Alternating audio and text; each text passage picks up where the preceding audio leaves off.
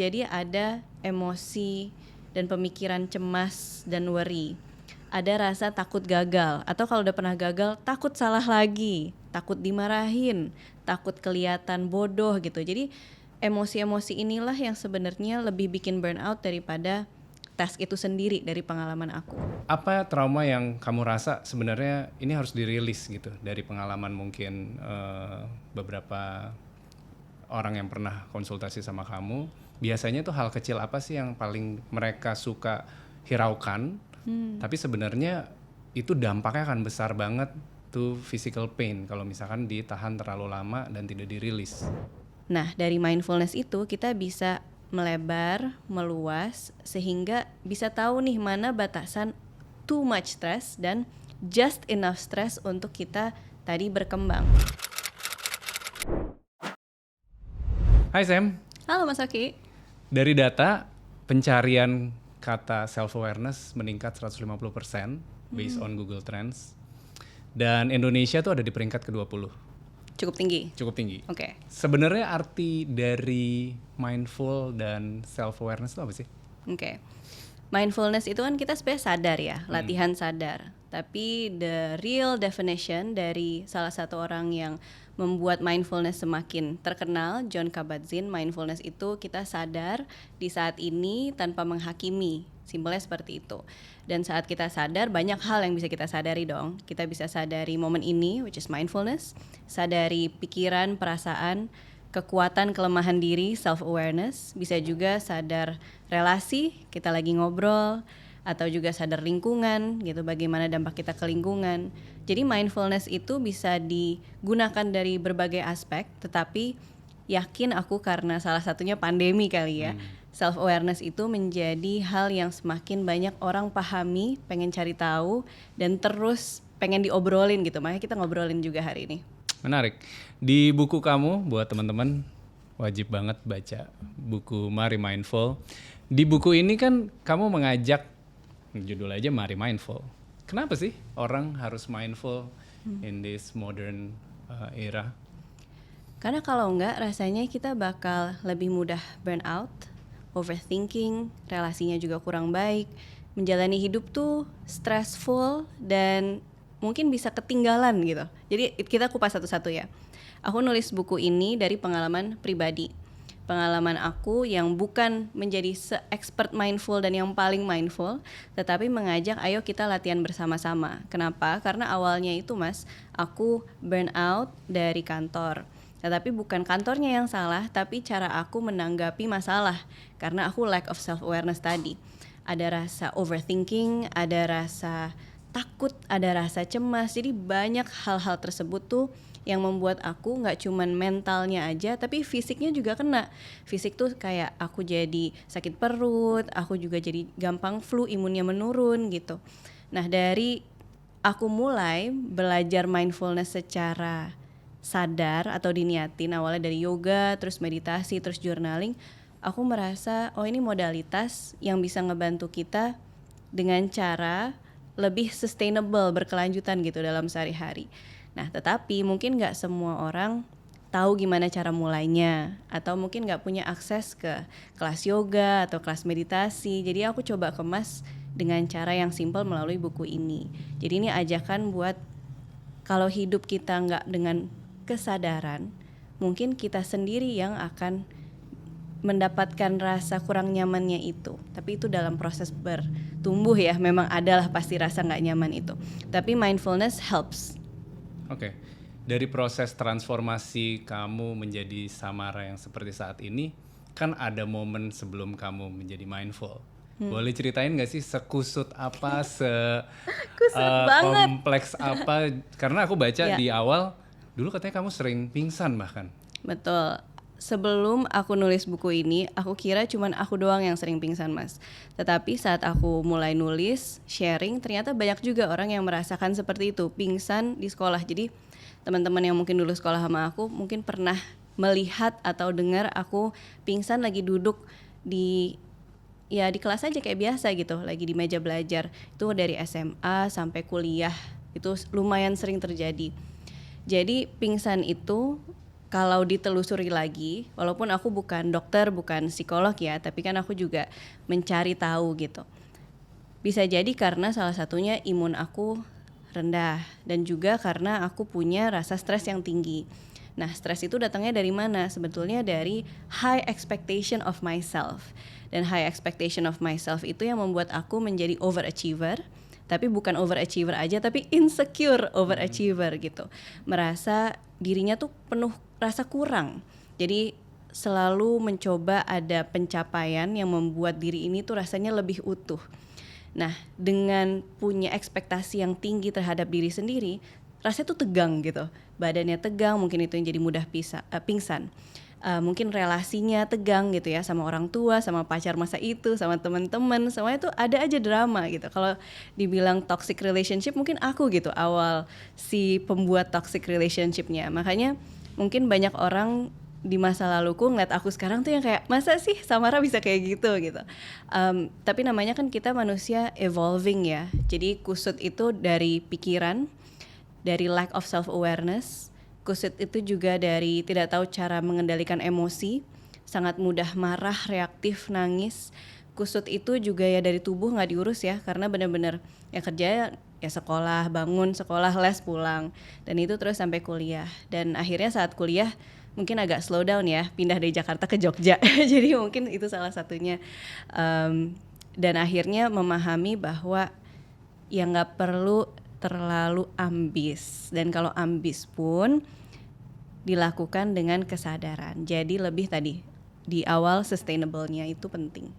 Kalau kita lihat sebenarnya ada 2 keyword tadi yang Samara share tentang stres dan tentang marah. Kalau kita bicara tentang stres, sebenarnya manusia kan tetap butuh stres untuk dia bisa move forward. Bahkan kamu tulis juga di buku kamu. Tapi bagaimana kita mengelolanya? Buat teman-teman mungkin yang sekarang bisa dibilang Gen Z gitu ya, mereka bingung nih gimana sih mengelola stres itu. Padahal kita tahu stres itu tetap dibutuhkan at the safety level gitu, tetap harus ada. Gimana sih sebenarnya Sam? Ya.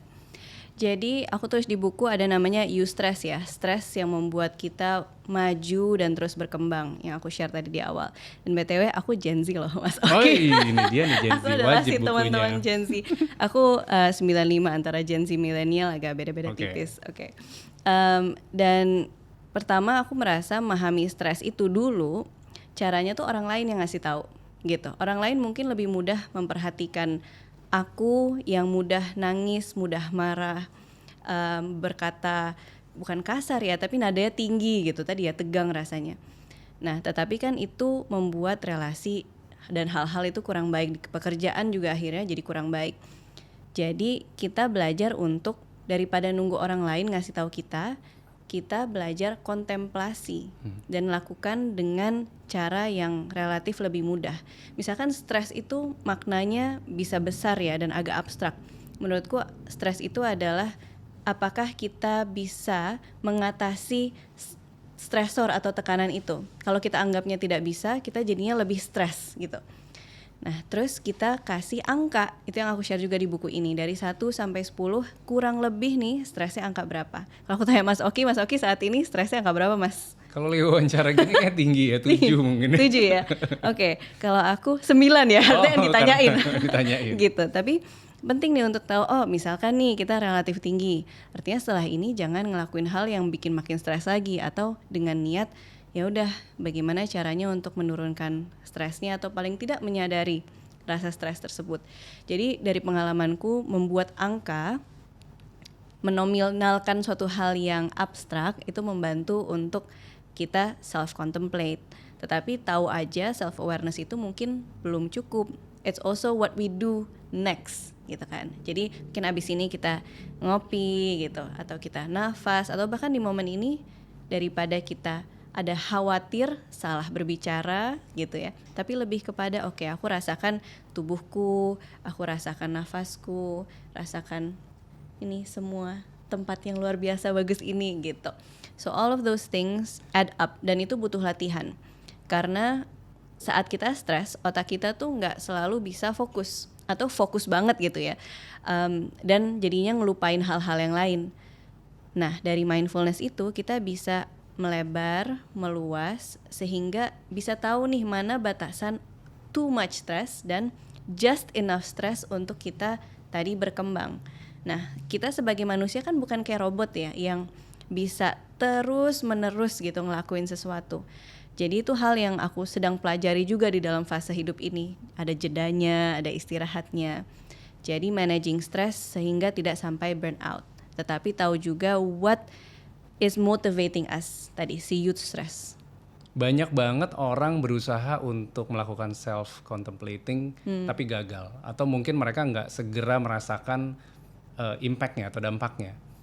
Ketika kamu di awal pasti kan ada proses kan, dimana mungkin di saat orang itu menyerah, udah deh gue nggak mau dan nggak percaya lagi, apa yang akhirnya bikin kamu keep it going gitu sampai sekarang?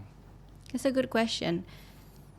Penting untuk kita punya reward ya, atau a sense of this is good, this feels good. Dan itu juga ada hubungannya dengan mindfulness. Jadi contoh gini, satu, aku mulai ada self contemplating toolsnya dengan journaling, menulis beban pikiran dan perasaan aku yang mungkin ruwet dan sulit untuk diomongin ke orang gitu. Setelah aku menulis dengan teknik namanya brain dumping, jadi menulis apa adanya, itu membuat aku merasa lebih lega gitu. Dan aku merasa hal-hal yang tadinya mengambil fokus aku dari kerjaan, yaitu pikiran sendiri, ternyata kerjaan aku hasilnya juga lebih baik gitu. Jadi lebih produktif, atau relasi di kantor juga lebih baik pada saat itu ya yang masih ngantor. Nah, terus kalau misalkan kita punya reward system itu, kita jadi lebih mudah untuk follow up. Nah, tapi menariknya, kadang kalau kita udah ngerasa baik-baik aja, suka lupa tuh latihannya. Nah, terus nanti ada trigger lagi, mungkin ada suatu hal dalam hidup yang tidak dalam kontrol kita, ada sebuah kejadian, ada bencana, apapun itu, iya deh aku ternyata butuh latihan lagi. And then coming back to the practice. Tapi simpelnya adalah merasakan perbedaannya, dan juga sangat rewarding untuk mendengar betapa bedanya kita tuh dari orang sekitar gitu. Jadi it's really worth the journey. Cuman banyak orang juga yang nanya kayak, journaling itu apa harus konsisten? Mungkin mereka nggak enjoy, ya mungkin caranya lain gitu. Ada yang prefernya meditasi, ada yang prefernya yoga, ada yang mungkin prefernya ngomong sendiri di mobil. Aku kalau di mobil nyetir ngomong sendiri lagi self contemplating, and it's me time gitu ya. Jadi ngelihatnya dalam frame self care dan loving ourselves dan me time dengan cara yang buat kita nyaman dan menyenangkan. Aku tertarik ngelanjutin tadi Samara sempat ngomong tentang trigger, bahwa akhirnya trigger itu yang membuat kita bisa lebih meningkatkan self awareness kita. Tapi di titik apa ketika trigger itu udah too much, jadi definisinya apa, sampai akhirnya mungkin ini bukan lagi tentang self awareness, tapi kita harus memikirkan untuk change the route, untuk pindah gitu misalnya, atau misalkan mengambil big decision in life. Trigger itu kadang kalau udah membuat aku merasa emotional yang berlebihan gitu. Kadang ini baru semalam deh aku cerita ya. Semalam aku nangis. Semalam tuh nangis untuk hal yang kecil, kayak aku mau ngajak suami aku ngobrol tapi dia masih ada kesibukan tertentu gitu. Terus aku nangis, aku kayak terus dia, kenapa kamu nangis? Aku nangis dulu, aku nggak mau dikasih tahu atau jawab kenapa. Terus aku tadi pagi udah baikan kan, bukan berantem sebetulnya, cuman ada sesuatu hal dalam diriku yang lagi aku proses, terus aku jelasin tuh susah. Tadi pagi udah dibawa tidur, udah makan, ngomong, ditanya semalam kamu kenapa nangis gitu. Terus aku tuh lagi mikirin gini. Oh gitu. Ya udah, terus kita cari solusinya bareng-bareng. Jadi aku bersyukur sekali punya ada support system ya. Salah satunya suamiku yang sangat memahami emosi. Tapi trigger itu tuh bisa datang dari mana aja gitu. Triggernya tuh bisa lihat dari sosial media, triggernya bisa dari memori, bisa dari sensasi tubuh dan segala macam. Dan when it becomes too much, itu menurutku saat nggak sebanding gitu. Triggernya apa, reaksi emosinya itu apa. Nah, saat ada trigger itu, penting juga untuk punya a self-compassionate point of view. Itu juga aku sharing di buku ini. Karena inner critic aku itu cukup loud. Jadi inner critic itu kayak yang, kamu seharusnya tidak merasa seperti ini. Masa kayak gini aja nangis gitu. Kan kamu udah sharing tentang mindfulness gitu misalkan. Tetapi aku belajar dan melatih bahwa nggak apa-apa kok, aku kan juga manusia, nggak apa-apa kok, aku kan juga masih berproses. Jadi punya intonasi suara dan cara berbicara ke diri sendiri itu menurutku penting banget, selain kontemplasi, apalagi nanti saat trigger itu muncul. Aku jadi ke-trigger Ya. dengan Gimana? cerita Samara bahwa kamu kasih case tentang hubungan partner laki-laki dan perempuan. Ya. Ketika kamu menulis buku ini, mungkin sebagian besar majority dipengaruhi, di-influence oleh maybe the gender. Dan kamu apakah menemukan ada nggak sih perbedaan mindfulness or trigger in male and female? Karena kalau kita tahu kan laki-laki cara berpikirnya very straightforward gitu. Iya. Kalau misalkan lihat pasangan yang nangis, kenapa nih dia nangis? Langsung bingung kan, kayaknya gue ngapa-ngapain deh. Bener, gitu. memang nggak ngapa-ngapain, Ngapa-ngapain kan tiba-tiba gue? aja. Apa gue posting sesuatu? Apakah gue ngomong sesuatu? Ya. Cara pria laki-laki ngomong atau berpikir itu kan beda banget sama perempuan. Kalau perempuan mungkin lebih kompleks dan di kepalanya mereka, kalau berdasarkan yang aku baca, there are so many boxes gitu. Jadi kadang-kadang suka dotsnya tuh bisa kemana-mana untuk berpikir menuju ke satu topik. Ya. Kalau laki-laki ya udah straightforward aja, mau ngomongin apa kita bahas tentang itu. Ntar kita simpen di box yang lain, kita ngomongin box yang itu. Ya. Jadi beda gitu secara rootnya.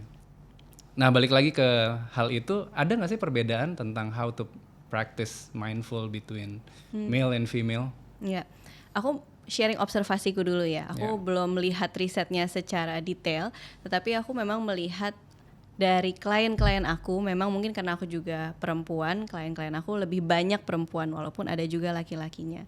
Dan aku melihat bahwa cara memproses emosinya tuh berbeda dan lebih kepada bagaimana meregulasi emosi tersebut. Aku juga sharing banyak tentang cara meregulasi emosi dan sainsnya ya di Mari Mindful ini.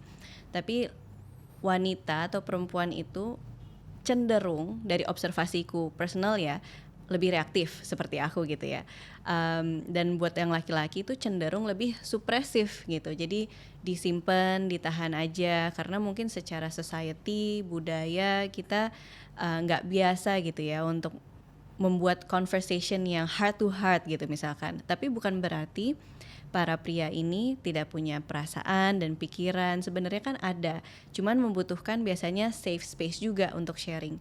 Kebanyakan klien pria aku tuh datangnya adalah dari suami si perempuan klien pertamanya gitu, jadi mereka akan terbuka tentang apa yang terjadi, lalu ngikutin kata istrinya, oh ya aku mau coba deh, oke boleh gitu, mau coba apa, meditasi dan lain sebagainya.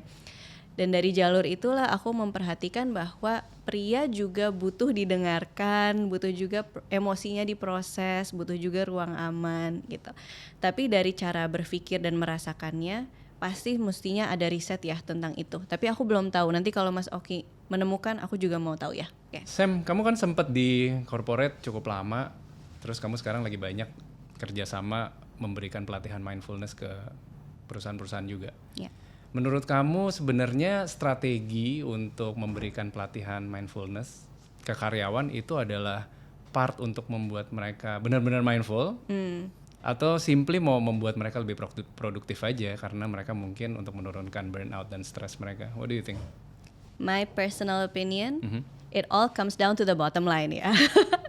Ya kan, that's what we all care about gitu. Tapi to get to the bottom line kan banyak sekali caranya gitu. You can have cost efficiency, you can increase revenue, increase productivity, segala macam. Nah mindfulness ini memang menjadi salah satu cara gitu ya. Tetapi komitmen perusahaan terkait mindfulness ini menurutku juga menarik untuk dikulik. Kalau dibikin menjadi sebuah band-aid aja gitu untuk survei dari orang-orang yang oh ya memang ternyata burnout, ada banyak masalah dari HR, terus oke, kita bikin satu kelas mindfulness aja terus selesai. Menurut aku itu masih kurang tepat, walaupun it's still a good way forward gitu ya. Tetapi banyak support dari employee assistance program yang menurutku penting juga buat ada berkelanjutannya, sehingga si employee kita tuh merasa oh memang kita dipedulikan, ada rasa sustainability-nya juga. Karena dalam satu kali sesi seberapa banyak sih bisa didapetin gitu buat pengalaman pribadi dan juga buat timnya.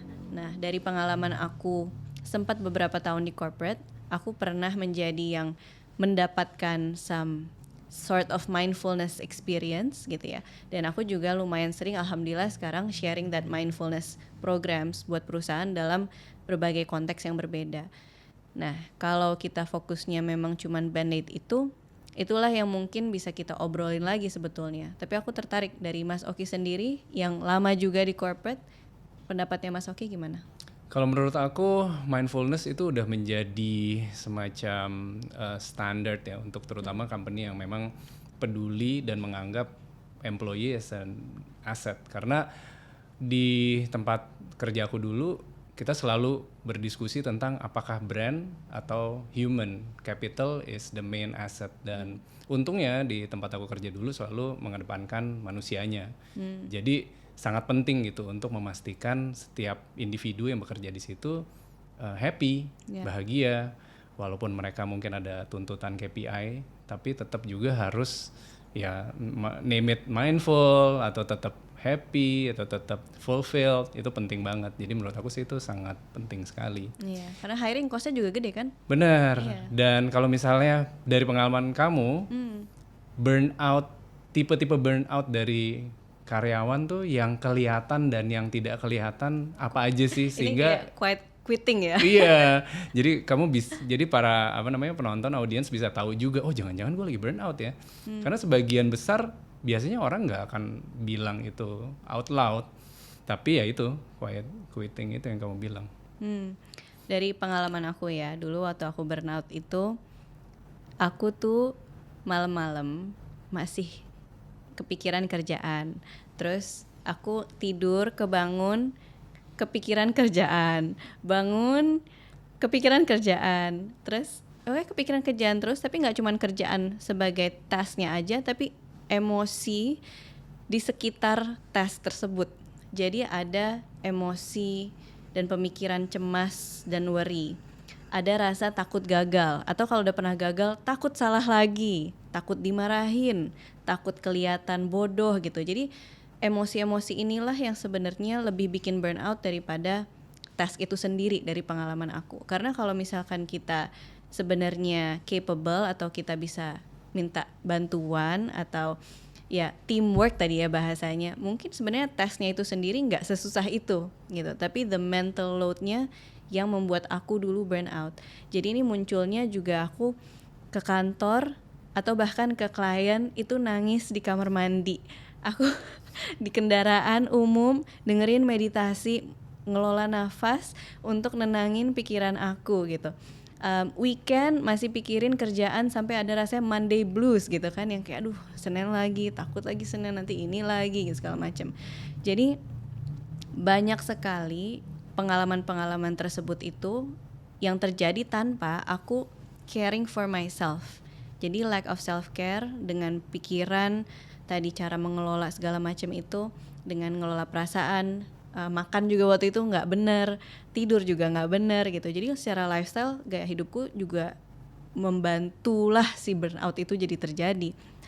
Jadi itu beberapa ciri-ciri yang terjadi dari pengalaman aku pribadi. Nah, kadang kita tuh bisa ask for help gitu ya, tetapi juga tergantung banyak faktor menurut aku. Apakah perusahaannya mirip sama tadi kepercayaannya perusahaannya Mas Oki gitu misalkan sebelumnya, bahwa human is first gitu kan. Nah mungkin ada perusahaan yang nggak sepeduli itu misalkan, tapi kembali lagi mungkin teman-teman yang peduli gitu. Jadi dalam pengalaman aku yang ngebantu aku banget tuh malah kolega aku gitu. Mungkin kalau di Indonesia kita teman kantor tuh termasuk teman gitu ya, mungkin di luar negeri itu bukan hal yang biasa. Dan teman-teman aku tuh yang bilang kayak yaudah coba ambil cuti aja gitu, ayo ikut aku ke Bali. Nah itu yang akhirnya aku cerita juga di buku ini, pertama kali yoga, pertama kali meditasi juga. Jadi dari pengalaman burnout itu sebenarnya banyak hal yang baik yang terjadi, jadi terpaksa untuk self contemplate juga. Tetapi burnout itu ya bisa segala macam ya, mungkin kurang fokus, mungkin hasilnya jadi kurang bagus. Nah aku ada cerita juga pas aku burnout, dan itu di momen yang sama aku didiagnosa oleh psikiater dengan chronic anxiety dan depression. Ini tahun 2018. Terus aku tuh cemas banget pokoknya tentang kerjaan karena ini salah satu symptoms yang hadir. Terus akhirnya aku ditanya suka nggak sama kerjaan ini, aku bilang nggak suka. Ya udah kenapa kamu kerja di sini? Aku kayak oh iya ya kenapa aku kerja di sini? Terus aku resign lah, aku kirim surat resign itu. Setelah aku kirim surat resign itu, produktivitas aku, hasil aku jauh membaik Mas Oki. Jadi ternyata aku juga hasil kerjaannya tuh kurang bagus karena mental load itu. Jadi terlalu banyak stres dan apa ya, kecemasan sehingga kerjaannya tuh nggak bener juga. Tapi pas udah ya udahlah mau resign tinggal sebulan terakhir gitu kan, udah 30 day notice. Aku sampai mau dibawa ke perusahaan yang lain, ditanya sama klien ini segala macam. Jadi aku merasakan bahwa burnout is not the end of all, tapi tahu cara buat kita handle-nya, punya supportive environment atau community-nya, itu ngebantu banget untuk mengenali dan mengatasi burnout itu. Kalau misalnya kamu dikasih kesempatan, berandai-andai nih ya, Yeah. kan kamu udah melewati proses yang cukup pahit gitulah ya di corporate, dan kamu sekarang udah mendalami tentang mindfulness, meditasi, yoga dan lain sebagainya, so many modalities. Ketika kamu punya kesempatan untuk membuat sebuah perusahaan, $1 billion company misalnya, Amin. gitu, ada yang mau inject nih, apa yang akan kamu lakukan dulu, atau apa yang akan kamu prioritaskan di perusahaan kamu sendiri, sehingga nggak terjadi lagi tuh pengalaman samara-samara yang lainnya di perusahaan kamu. Yeah. Dan yang bisa diaplikasikan juga ke mungkin teman-teman sekarang lagi banyak yang baru bikin startup. Terus mereka baru memulai nih dengan employee yang baru 5, 10, masih kecil, atau mungkin ada yang udah lumayan besar 50 sampai 100. Yeah. Apa sih yang harus diperhatikan atau yang kamu akan praktekkan di your own company? Kalau aku bisa melakukannya, amin ya. Ada human design-nya. Kenapa Human human design design? buat timnya. Sebelum masuk proses Sebelum interview. masuk Oke, dan saat gimana. Mungkin human design-nya perlu dijelasin dulu sedikit aja. Apa sih human design? Banyak yang masih belum tahu kayaknya. Ya, secara singkat human design itu blueprint tentang diri dan juga dalam relasi. Simpelnya kayak gitu. Jadi cara pengambilan keputusan, tadi mengelola stres yang banyak kita omongin, mengambil keputusan besar dan kecil tadi kan udah disebutkan. Nah, human design ini bisa ngebantu kita untuk tahu apakah kerjaannya tuh sesuai atau tidak secara natural dengan orang ini gitu. Karena aku tuh ada cerita singkat juga. Tadi di kerjaan kantoran itu aku dibilang I'm a good communicator but not necessarily a good problem solver gitu. Dan itu juga lumayan ngena gitu, yang kayak oh iya kenapa ya gitu. Terus tapi memang relasi sama klien tuh apa-apa gampang, tapi ada hal-hal yang kayak ngitung Excel sering salah gitu-gitu segala macam. Dan mungkin kalau aku tahu dari dulu memang kelebihan aku adalah komunikasi, mungkin roles yang fit buat aku adalah yang lebih komunikatif, contohnya kayak gitu, dibandingkan yang di depan komputer terus aku memaksakan diri dan udah terus mencoba tapi terus gagal dan salah. Itu mungkin will take more cost, mental physical cost dari si employee-nya, tapi juga for the company gitu. Nah, dengan kita tahu kelebihan kekurangan kita, kan ada banyak sekali ya yang dipakai yang perusahaan. Mungkin ada kayak DSC, MBTI, Gallup Strengths Finder segala macam. Tapi human design ini kelebihannya karena menggunakan tempat, tanggal, waktu lahir, sehingga dia lebih konsisten dan tidak banyak berubah sebetulnya. Nah, kalau aku punya saat aku punya perusahaan sendiri, nanti timnya pakai human design. Oke, menarik sekali. Langsung ya dipakai, dipraktekkan. Nah, kita akan ngomongin tentang Gen Z. Samara kan Gen Z ya, walaupun transisi ya dari millennials ke Gen Z. Bicara tentang media sosial kan sekarang sangat banyak dipakai, penetrasinya sangat luas, dan datanya tuh sekitar 70% Gen Z mereka struggling karena they keep comparing between themselves and their peers, dan akhirnya menyebabkan entah itu burnout, stres, nggak ada ujungnya gitu, pokoknya menyebabkan akhirnya kena ke mental health juga. Ya. Seberapa besar pengaruh praktek mindfulness bisa menurunkan angka ini menurut kamu? I think a big amount ya, dari personal experience aku. Karena saat aku tidak mindful, aku bisa berjam-jam doom scrolling di sosial media.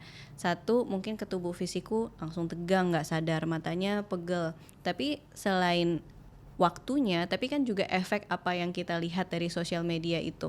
Banyak sekali informasi, banyak sekali drama gitu. Banyak sekali hal-hal yang membawa kita mungkin ada trigger gitu tadi ya, emosi, pikiran segala macam.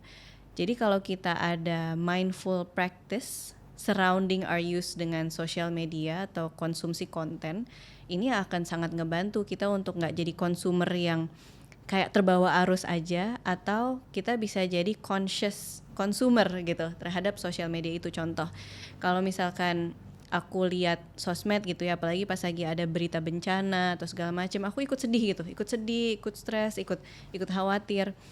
Dengan mindfulness aku bisa nafas, jeda, menyadari oh ini emosinya lagi hadir. Terus what can I do about it? Do I just rest? Do I donate gitu? Do I do something about it? Atau aku ya mengasih jarak gitu antara diriku dengan si sosmed ini. Tapi kalau momen-momen dulu aku mungkin pakai social media tanpa mindfulness, lebih kayak mudah terpengaruh. Dan selain mudah terpengaruh, aku tuh juga jadi kayak apa ya, merasa selalu kurang. Karena yang tadi disebutkan di awal, ada insecure overachiever itu, melihat sosial media banyak sekali yang punya, mungkin zaman kantor ya dulu pakainya LinkedIn gitu. Oh ya, I'm so happy to announce that I am bla bla bla. Terus aku jadi kayak, lah kok kita kayak mulai bareng, tapi kok kayaknya kita nggak seperti itu ya. Karena ada transisi ya tadi dari corporate ke apa yang aku lakukan sekarang. Kan aku nggak ada lagi tuh level-level yang bisa disebutin di LinkedIn gitu, promosi segala macem. Jadi aku muncul nih, oh ya ternyata ada trigger bahwa aku masih pengen ya membuktikan diri gitu rasanya. Atau aku merasa kok aku masih di sini, yang temanku sekolah bareng kok udah nyampe di sana. Tapi memahami lagi bahwa kita within our own journey gitu, beda-beda. Mungkin dia juga dapat promosi itu, tapi kita juga ada rezeki lain, dan kita kan nggak tahu what is going on behind that. Nah, mindfulness tuh ngebantu kita untuk nggak terlalu terbawa arus gitu ya. Oke. Kalau tadi kita bicara tentang doom scrolling, Ya. sebenarnya kan bisa juga the opposite way, bisa mindful scrolling. Do you believe in that? Dan kalau iya, gimana sih caranya? Karena kalau kita bicara tentang algoritma itu kan yang menentukan kita sendiri berdasarkan our preference. Kalau misalkan kita terlalu banyak berinteraksi dengan bad news, yang keluar akan bad news terus. Tapi kalau misalkan kita berinteraksi with something positif, yang keluar tuh secara algoritmik akan sesuatu yang positif. Ya. Menurut kamu gimana mempraktekkan si mindful scrolling ini dibandingkan doom scrolling? Is it possible or not? Yeah, I believe it's possible karena tergantung niat. Jadi kalau misalkan aku doom scrolling tanpa niat, itu yang bisa lama banget, terus mudah cemburu ya, iri tadi. Tapi kalau misalkan aku buka HP terus kayak diniatkan, oh aku mau lihat teman-temanku, terus kadang kita pakai beberapa sosial media itu juga buat alat komunikasi gitu ya, buat chat gitu. Terus kayak oh ya aku mau chat temanku. Atau karena aku juga content creator, aku memisahkan oke, saat ini aku buka untuk menjadi consumer atau creator gitu. Jadi oh aku ngelihat untuk mencari ide-ide gitu misalkan. Jadi ada selain niat mungkin jeda dulu sebelum buka gitu. Dan yang helpful buat aku, karena kan kita mungkin nggak selalu sadar, having apps atau systems yang ngebantu ngasih tahu sesuai goals kita, misalkan setiap 5 menit dia nutup gitu. Terus hal-hal itu ngebantu aku untuk kayak oh iya ya udah, ternyata udah 5 menit, atau iya aku punya daily allowance of 15 minutes gitu. Dan mungkin gak selalu aku di bawah 15 menit itu, tapi aku jadi kayak ada reminder, oh iya aku udah terlalu banyak dan I could do something else. Karena di zaman sekarang buat aku pribadi capek aja ngeliat layar gitu. Aku pengen nyari ijo-ijo. Aku selalu bilang ke teman-teman aku, bisa nggak kita walk in a park atau something, do something yang bukan di dalam ruangan. Dan di Jakarta tempat kita tinggal kan mungkin nggak sebanyak itu. Cuman diusahakan untuk yang ngelakuin sesuatu hal yang nggak semua melalui layar, jadi di balance. Di salah satu chapter di buku Mari Mindful, aku sempat bukan kaget sih, lebih ngelihat masa sih Samara kayak gitu. Dulu katanya kamu sering marah-marah. sering marah-marah, sering menggerutu terhadap situasi, teman, dan banyak hal. Ya. Terus ketemu kamu setelah kamu berubah, aku nggak tahu tuh kamu dulu kayak gimana gitu ya. Sekarang kayak nggak mungkin ya Samara untuk marah. Mungkin teman-teman di luar sana sedang ada yang mengalami hal itu, lagi sering menggerutu, marah, kesal terhadap situasi, terhadap hal-hal yang nggak bisa dikontrol oleh mereka semua. Tapi mereka lupa ada hal yang bisa mereka kontrol, yaitu adalah diri mereka sendiri. Any simple tips yang bisa mereka praktekkan mungkin? The most simple tips is breathing, definitely. Tetapi ada juga kalau tidak tadi kita ngomongin tentang marah-marah, aku bukan praktisi tapi aku pernah belajar tentang ini, gitu ya, namanya Jin Shin Jutsu Magic Finger. Pernah dengar nggak? Nggak. Jadi nanti teman-teman mungkin bisa riset lebih dalam ya. Tapi di Jin Shin Jutsu ini percaya bahwa di bagian tubuh kita atau khususnya di jari, karena tadi namanya magic finger, itu ada korelasinya dengan emosi, ada hubungannya sama organ. Jadi kalau sering marah-marah pegang jari tengah, gitu kan. Kalau kita marah kita apa yang Aku pegang nih. gitu. Kalau lagi anxious? Kalau lagi anxious, kalau nggak salah jari telunjuk. Oke. Sorry, kayaknya jempol itu worry. Oh, Ya, worry, iya. Jadi nanti teman-teman bisa search lagi. Definitely jari tengah itu marah-marah. Kalau nggak salah jari cincin itu ada hubungannya sama grief, gitu. Terus kelingking adalah action to do something, gitu. Jadi ada banyak cara simple, tapi definitely buat marah-marah pegang jari tengahnya, nafas, atau dikeluarin aja marahnya dengan cara yang sehat. Menarik. Ngomongin tentang marah, ada satu chapter yang ngomongin tentang trauma. Ya. Banyak orang nggak tahu ketika mungkin ada trauma masa kecil mereka. Kayak contohnya aku waktu masa kecil kalau dimarahin suka dimasukin kamar mandi, digelapin, sampai nangisnya berhenti baru boleh keluar gitu. Buat orang tua zaman itu mungkin mereka nggak punya pengetahuan tentang trauma dan lain sebagainya. Pokoknya dia ingin memberikan hukuman buat anaknya. Dan akhirnya mungkin kebawa trauma sampai sekarang. Misalnya dulu waktu aku masih teenager takut gelap gitu. Trauma itu ternyata disimpan juga di dalam tubuh, terutama di fascia ya. Kalau misalnya buat teman-teman boleh search di Google, itu di dalam banget, bukan di dalam kepala, bukan di dalam ingatan, bukan di dalam memori, tapi ada unsur otot kita yang namanya fascia itu yang harus kita rilis di yoga. Kita sering rilis our fascia karena ada beberapa gerakan yoga yang bahkan kok gue di gerakan ini pengen nangis ya gitu, karena itu start to release some emotion. Boleh diceritain lebih dalam nggak sih dari tulisan Samara tentang trauma? Yes, jadi aku pertama tahu tentang trauma, inner child dan segala macam itu memang saat yoga teacher training. Jadi aku ada pose pigeon pose, aku kayak berat dadanya, gitu, tenggorokannya tutup, nangis kayak kenapa sih? Padahal nggak ada hal yang lagi terjadi gitu saat itu. Terus aku baru tahu tadi yang Mas Oki udah sharing gitu ya. Oh ternyata memori di tubuh ini itu selalu ada, dan kalau tidak diproses ya mungkin nanti keluarnya gitu. Dan salah satu hal yang mengeluarkan emosi dan memori tersebut sering terjadi di pose-pose hip opening di yoga. Kenapa? Karena banyak memori yang ada di fascia itu di bagian yang kita nggak banyak gerak. Buat orang zaman sekarang kan kita banyak duduk nih, kita kerja duduk, podcastan aja duduk gitu. Kalau kita bisa sambil jalan kaki kali ya. Dan itulah kenapa banyak mungkin memori kita ada di pinggang gitu, ada di inner thigh, ada di psoas segala macam. Nah jadi saat kita memproses kadang muncullah emosi itu ke permukaan. Nah dulu aku mencoba untuk sangat melogikakan gitu ya, apa nih traumanya, apa sih emosinya. Tapi mulai ke momen ini kadang aku kalau pengen dikeluarin emosinya dengan cara yang sehat kayak cerita aku tadi, nangisin aja, I feel much better for it gitu. Karena kadang mungkin jawabannya itu belum langsung ada. Aku itu termasuk pelupa, Mas Oki.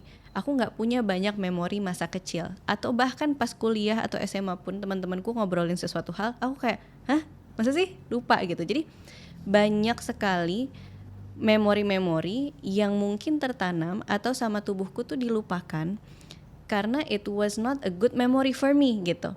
Dan tubuh aku belum siap untuk menerima dan mengingatnya. Tapi kadang tiba-tiba habis yoga, iya ya ini terjadi. Dan ini dari pengalaman sendiri ya, karena again aku bukan psikolog, bukan psikiater. Nah saat kita ada informasi tersebut, kita jadi ada pilihan gitu untuk diproses secara conscious, mungkin dengan mental health professional gitu ya, untuk diobrolin, di counseling, mungkin tadi secara somatik gitu ya dengan tubuh. Nah, jadi trauma masa kecil ini juga menarik karena ada hal-hal yang mungkin masih diproses ya. Contohnya tuh suara, Mas Oki. Aku kalau dengar suara orang ngomong kenceng, itu tuh aku ada paniknya sendiri. Ini berapa waktu lalu, aku tinggal di apartemen. Terus apartemen itu kayak lumayan kedengeran gitu. Jadi ada apartemen sebelah yang ibunya teriak-teriak. Terus aku kayak gitu. Terus aku langsung tapping gitu. Aku pakai EFT tapping untuk meregulasi, oh ya aku tuh aman, aku tuh tenang. Kadang kalau dengerin suara tintin mobil di jalan gitu yang sangat kenceng terus kaget tiba-tiba. Terus aku kayak nggak bisa nafas. Terus aku kayak oke, aku aman, nafas lagi, tapping lagi. Jadi menurutku kita ada banyak sekali layer ya, seperti onion. Walaupun aku banyak sharing dan ngajak mindfulness, aku pun juga banyak hal-hal yang masih diproses gitu. Dan menurutku itu sangat wajar dan menjadi memanusiakan ya. Kalau misalnya dari itu kan pengalaman Samara tadi, mungkin ada Ya. yang terkait dengan trauma kamu sendiri. Dari pengalaman kamu ada nggak sih kamu melihat, karena kalau yang aku temuin kalau misalkan kita keeping our trauma for a long time itu bisa jadi manifested as a penyakit.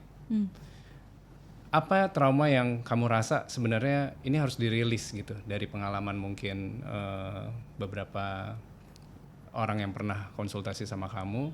Biasanya tuh hal kecil apa sih yang paling mereka suka hiraukan, tapi sebenarnya itu dampaknya akan besar banget to physical pain kalau misalkan ditahan terlalu lama dan tidak dirilis. Kalau buat aku yang akhir-akhir ini masih terjadi dan aku sering dengar dari klien aku adalah rasa tegang di pundak. Mas Oki ada rasa tegang di pundak nggak? Iya. Pundak, punggung gitu. Ini dibilangnya kayak buat rasa tanggung jawab ya, banyak tanggung jawab gitu. Apalagi buat leaders gitu segala macam. Dan kadang hal-hal ini tuh manifested karena aku sampai pergi ke chiropractor juga. Terus aku ngelakuin beberapa hal tentang yoga, itu juga terjadi. Dan aku sering dengar banyak yang merasakan hal yang serupa, atau sakit perut gitu ya, sakit yang dari GERD. Tapi mungkin nggak semua orang yang GERD itu karena ada trauma, cuman ini our sense of self-worth, insecure. Jadi ini semua ada hubungannya menurutku dengan si sistem cakra yang aku sharing di buku ini untuk kontemplasi. Jadi kan cakra ini di sistem yoga secara singkat adalah gumpalan energi gitu kan, atau wheel kita sebutnya, yang mempengaruhi dan dipengaruhi oleh ya hidup, pikiran, perasaan, dan aksi kita. Nah, jadi dia di situ tuh kadang stucknya dan munculnya ya di tubuh fisik dekat si cakra tersebut. Jadi mungkin tadi yang di pundak itu gabungan heart chakra tentang kita menyikapi emosi, forgiveness. Di throat chakra cara kita ngomong, leading, menjadi jujur. Jadi dua hal itu yang aku observasi juga dari klien lain, dan mungkin orang nggak notice itu. Tapi pas kita ngomong mungkin kayak iya ya pundaknya pegel. Tapi apakah itu aku arti ada trauma?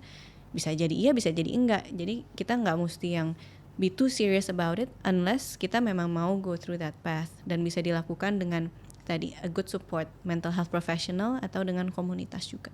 Sam, tanpa kita sadari sepanjang hidup kita sering membuat limiting self belief, atau kadang-kadang orang suka bilangnya beating ourselves too hard gitu ya, baik di pekerjaan, di hubungan relationship. Terlalu banyak kita menghukum diri kita sendiri tanpa kita sadari gitu dengan hal-hal tadi.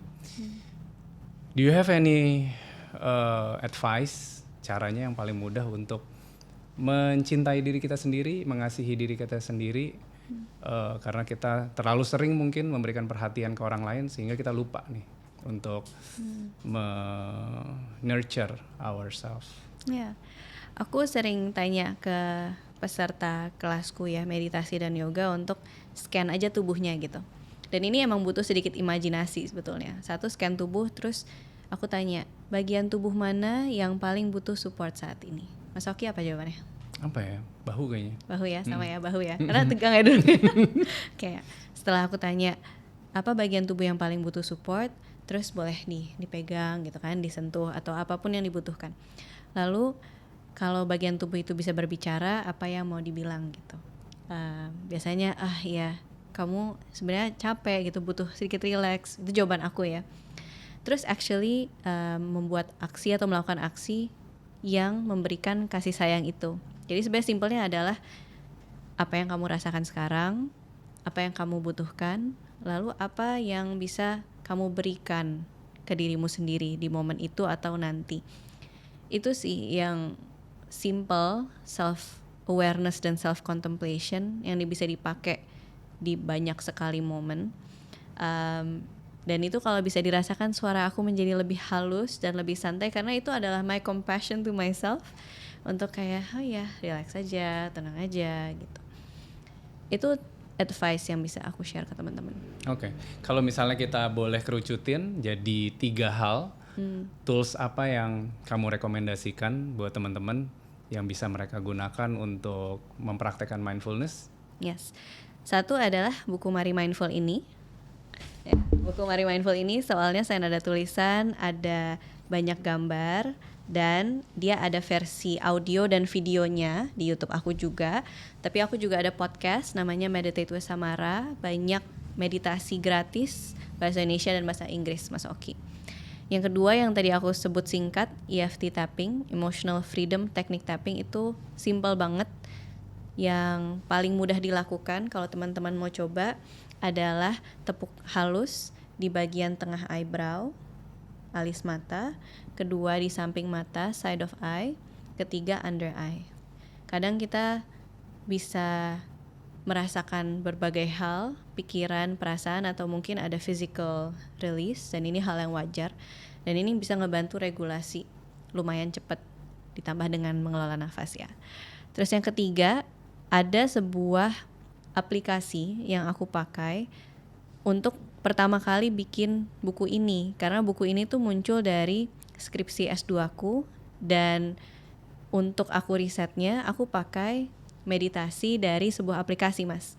Namanya Healthy Minds. Jadi mungkin kalau teman-teman ada yang tertarik, karena ini science based dan dibuat oleh seorang neuroscientist. Aku pertama bacanya dari buku Altered Traits, namanya Richard Davidson gitu. Jadi teman-teman bisa cek, siapa tahu bermanfaat, karena ini ada pre dan post testnya gitu ya, untuk meditasi, untuk ngelihat skill meditasi kita seperti apa.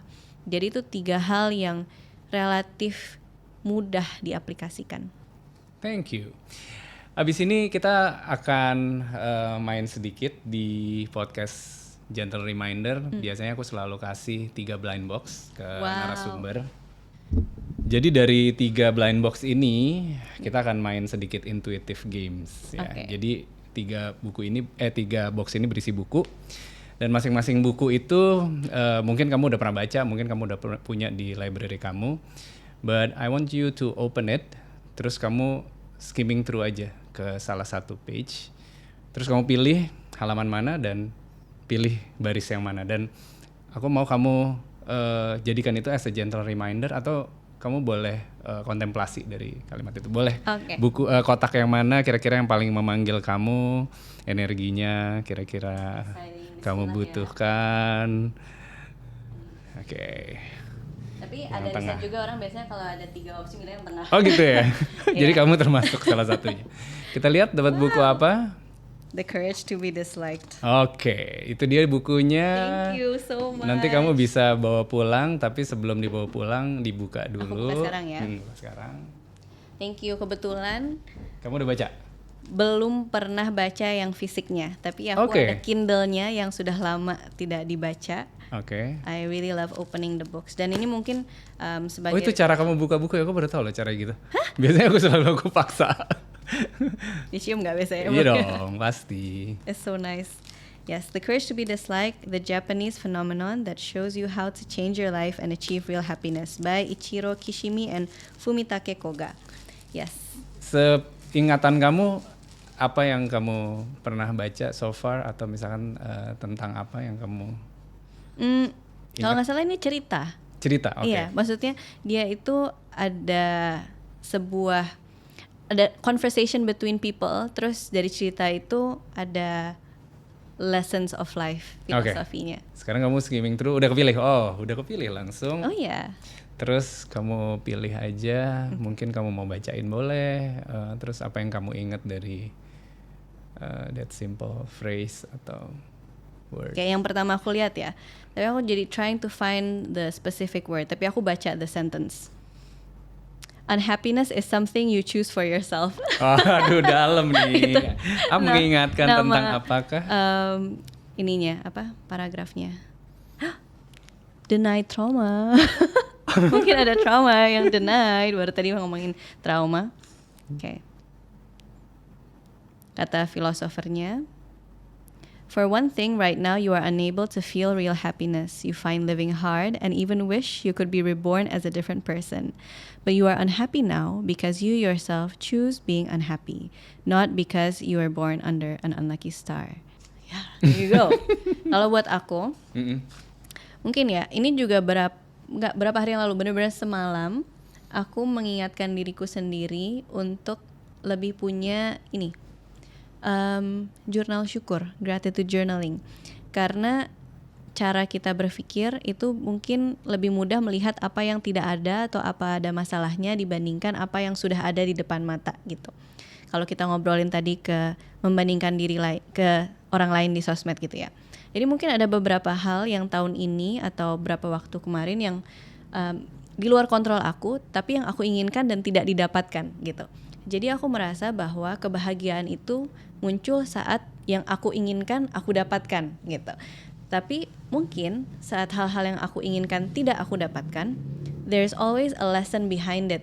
Jadi selalu ada, ya memang caranya mesti begitu dan pasti ada pelajaran di balik itu. Dan kalau aku terlalu lama stay in the lacking gitu ya, rasanya kurang, jatuhnya mungkin ya kayak gini, jadinya unhappiness. Tapi I can notice this as a good reminder atau an empowering reminder untuk kayak, oh ya, you can be happy with what you have. You can be happy with your progress so far. Kalau kita balik lagi ke kata kunci tadi, insecure overachiever, what's next? What's the next big thing? Apalagi yang belum dilakukan? Tapi penting untuk sign self-compassion adalah reward ourselves dan be grateful for our effort juga selama ini. So, it's a good reminder. Thank you so much. That's how I contemplate for that. Jadi bukunya boleh dibawa pulang, boleh dibaca, karena bukunya sudah memilih Samara, boleh dibaca sampai habis, boleh di keep, maybe someday it will be a very good gentle reminder for you. Definitely, aku kan people pleaser ya. jadi courage to be bener, cocok gitu. Ya berarti. Iya. Oke, terakhir aku mau Samara untuk membagikan 3 gentle reminder, atau 1 juga boleh, gentle reminder for our audience. That you are enough. Audiences, you are enough. And sangat have the courage to be disliked. Sangat dalam banget. Thank you, Sam, for coming. Thank you, Mas Oki, for having me. Thank you.